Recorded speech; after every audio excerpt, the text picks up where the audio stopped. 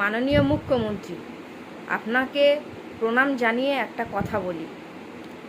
আপনি যখন 9 তারিখে, মে মাসের 9 তারিখ আপনি যখন মুখ্যমন্ত্রী পদে এলেন, শপথ নিলেন যে দেশের জনগণের সেবা করবেন, তারপরে 11ই মে, সম্ভবত 11ই মে বা 12ই মে আপনি ঘোষণা করলেন যে লক্ষ্মীর ভাণ্ডারে আমরা যে কথা দিয়েছিলাম অন্নপূর্ণা ভাণ্ডার দেওয়া হবে, সেই অন্নপূর্ণা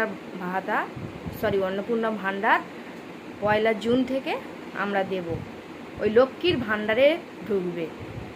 কাদের কাদের দেওয়া হবে না, যারা এশিয়ারের নাম নেই, বাদ আছে, বা যারা মৃত ব্যক্তি, এগুলো আমরা দেখে দেবো না, কিন্তু 1 জুন থেকে লক্ষ্মীর ভাণ্ডার জায়গায়, লক্ষ্মীর ভাণ্ডারে যারা যারা লক্ষ্মীর ভাণ্ডার পেত, সেই লক্ষ্মীর ভাণ্ডারে অন্নপূর্ণা প্রকল্প চালু হয়ে 1 জুন থেকে সমস্ত মহিলারা টাকা পাবেন।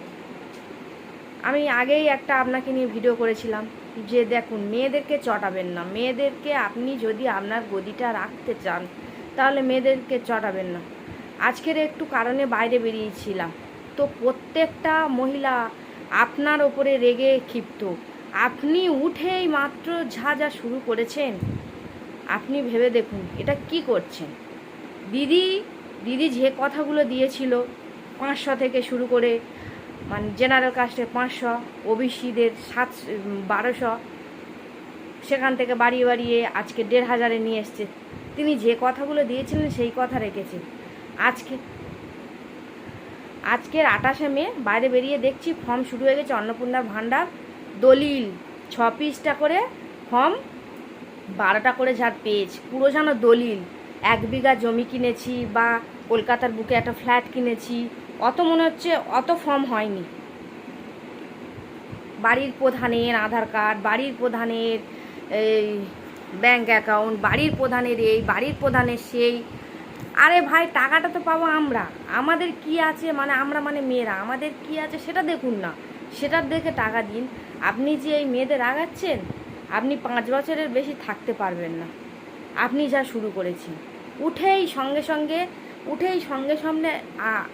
সঙ্গে আপনি খুব মানে মানুষকে পেটে লাথি মারছেন।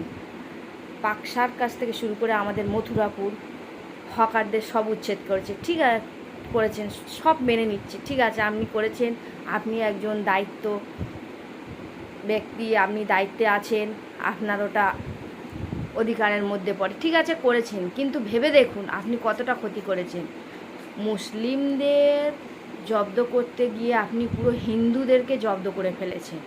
সব দিক থেকে দেখুন, আজকের একটা হকারি করে পেট চালাতো, তারা গরিব, তার স্ত্রী লক্ষ্মীর ভাণ্ডার পেত।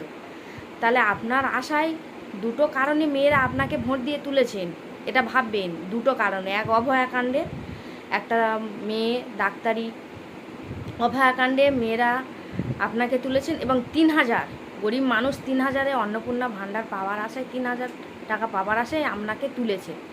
আপনি তাহলে লোভ দেখিয়েছেন টাকাটা না দেওয়ার জন্য, লোভ দেখিয়ে যেই গদিতে বসেছেন অমনি আপনি পাল্টিবাজি। তাহলে কথা দিলেন কেন যে 1 জুনতে টাকাটা দেবেন? তাহলে কথা দিলেন কেন 1 জুনতে টাকাটা ছাড়বেন? হকারদের উচ্ছেদ করেছে, তারা ব্যবসা করতে পারছে না, খেতে পারছে না। তার বউ লক্ষ্মী ভাণ্ডার পেয়ে সংসারটা কোনো রকমে চালাতো, 3000 টাকা যদি পেত, সেটাও আপনি মে মাসে তো ঘাঁটাঘাঁটি করে সরকার পাল্টে ঘাঁটাঘাঁটি হয়ে মে মাসে বন্ধ হয়ে গেল, তাহলে জুন মাসতে না দিয়ে আবার ফর্ম শুরু করেছেন। এটা কি করছে? আমার এটাই বলার উদ্দেশ্য, আপনি আপনার দিক থেকে যদি ঠিক থাকেন, আমি সমস্ত মহিলা নাগরিকের থেকে, মহিলাদের সঙ্গে কথা বলে সমস্ত মহিলার হয়ে বলতে চাইছি যে আপনি যতদিন না অন্নপূর্ণা ভাণ্ডার ছাড়বেন, আপনি মুখ্যমন্ত্রী পদে থাকুন, দায়িত্ব পালন সব করুন, আপনি আপনার মুখ্যমন্ত্রী থেকে কোনো মাইনা নিতে পারবেন না যতক্ষণ না মহিলাদের এই অন্নপূর্ণা ভাণ্ডারটা আপনি ছাড়বেন। যে কথাটা দিয়েছেন সেই কথাটা রাখবেন। যতক্ষণ না আপনি মহিলাদের অন্নপূর্ণা ভাণ্ডারের টাকা প্রত্যেকের ব্যাঙ্ক অ্যাকাউন্টে পড়ছে, আপনি ততদিন মুখ্যমন্ত্রীর পদে থাকা মাইনেটা নেবেন না। যদি কিছু ভুল করে থাকি আপনি ক্ষমা করবেন, কিন্তু আমার কথাটা একটু ভেবে দেখবেন, আমি ভুল বললাম না ঠিক বললাম।